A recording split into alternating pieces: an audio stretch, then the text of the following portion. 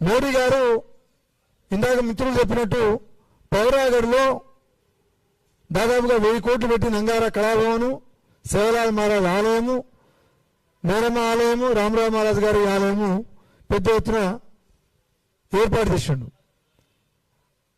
అది చారిత్రక నేపథ్యం. అది మా బజార్లకు అది కేంద్రం కాబట్టి ఇక్కడ కట్టినాడు. ఎక్కడ పడితే అక్కడ ఏడబడితే ఆడబెడతా అంటే ఇది సాధ్యపడదు. మరి మీకు చెప్పడం ఎటు చెప్పిన అర్థం కాదు, మీకు ఏ రకంగా చెప్తున్నా అర్థం కాదు. ఎందుకు అక్కడ ఆలోచన వచ్చిందో నాకే తెలియదు.